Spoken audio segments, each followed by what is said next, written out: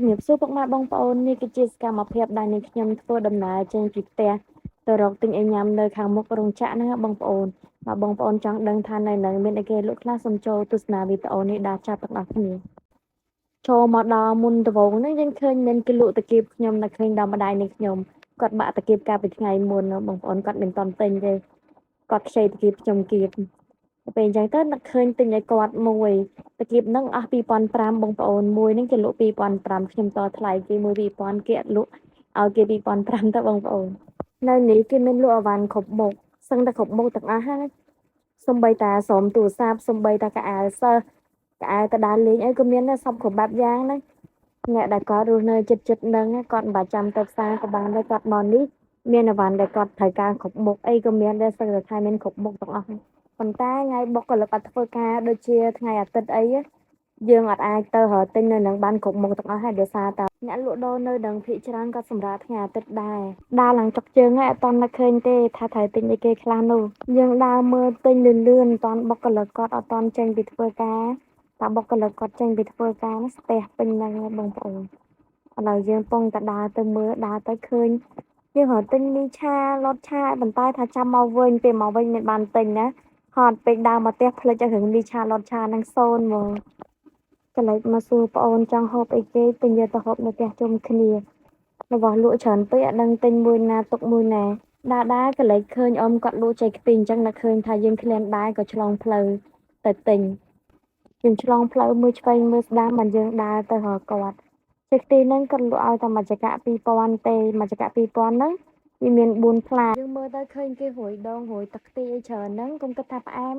អត់សូវផ្អែមខ្លាំងទេនាងខ្ញុំហូបទៅល្មមហ្មងសួរអ្នកលក់ឆ្ងាញ់អត់ចេកខ្ទិះហ្នឹងបើអត់ឆ្ងាញ់សុំដូរយកលុយវិញអ្នកលក់ថាចេកខ្ទិះរបស់គាត់ឆ្ងាញ់ណាខ្ញុំថាអ្នកលក់ណាក៏គេនិយាយថារបស់គេឆ្ងាញ់ដែរតើខ្ញុំភ្លក់សិនណាខ្ញុំយកកាន់ភ្លក់ក្តៅបងប្អូនសុំឈើចង្កាក់គាត់ដោតគាត់ដោតឲ្យខ្ញុំភ្លក់ខ្ញុំរៀបចំភ្លក់ឲ្យបងប្អូនខ្ញុំគាត់ថតស៊ូមកាមេរ៉ាវិញបងប្អូនខ្ញុំប្រាប់គាត់ថាថតខិតតែក្រោយខ្លះទៅកុំថតគៀកចាយពេកកាំងនឹងទឹកមុខខ្លួនឯងខ្លាំងមែនតើទឹកមុខហ្នឹងមិនមែនថាទឹកមុខអត់ឆ្ងាញ់ទេគឺទឹកមុខឆ្ងាញ់ទឹកមុខឆ្ងាញ់របស់នាងខ្ញុំគឺបែបហ្នឹងបងប្អូន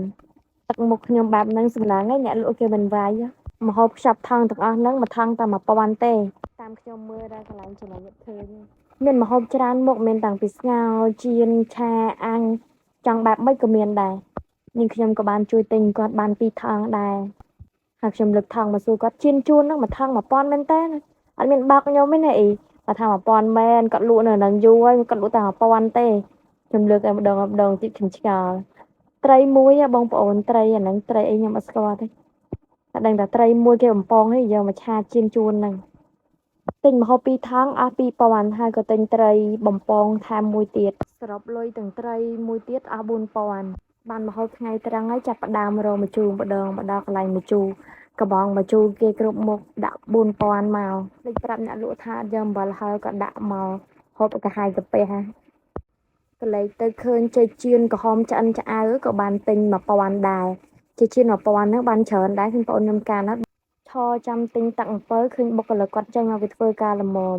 ហើយនេះខ្ញុំក៏កលែកទៅខាងនោះទៀតឃើញគេលក់អាឡឹកក៏បានទិញអាឡឹកគេ1000ទៅអាឡឹកនេះឆ្ងាញ់ផ្អែមមកមួយចំណិតហ្នឹងគេលក់តែ1000នេះឆ្លងផ្លូវមកឃើញគេលក់សាច់គោអាំងនៅខាងនេះខ្ញុំខ្វះកបងប្អូនឃើញរបស់គេលក់តំណងហើយតម្លៃធូរថ្លៃឃើញហើយចង់ទិញប៉ុន្តែបងអូនថាទិញច្រើនហើយខ្ញុំក៏ដើរមកមើលបន្តទៀតផ្លែប៉េះគេលក់ល្អនេះផ្លែប៉េះនៅមុខរោងចក្រក៏មានលក់ផ្លែប៉េះផ្លែទៀបផ្លែឈើនិយាយរួមផ្លែឈើចង់បែបណាក៏មានដែរផ្លែឈើដាក់ហ្នឹងគេដាក់មួយថង1000មួយថង1000ដាក់លើលំអហ្នឹងបងប្អូនមាននំប៉័ងដាក់សាច់បងប្អូនគាត់អត់ចង់ហូបបាយគាត់ចង់ហូបនំប៉័ងដាក់សាច់មានផ្លែឈើមានអាឡឹកហ្នឹងគេលក់មួយផ្លែបងប្អូនគេមិនលក់ជាគីឡូហើយមានស៊ុបមីមានស៊ុបគោលតឆាមីឆាបបរកាទៀវខ្ញុំលើកឲ្យបងប្អូនមើលទិញបានមួយថងហើយយូរចង់បាក់ដៃ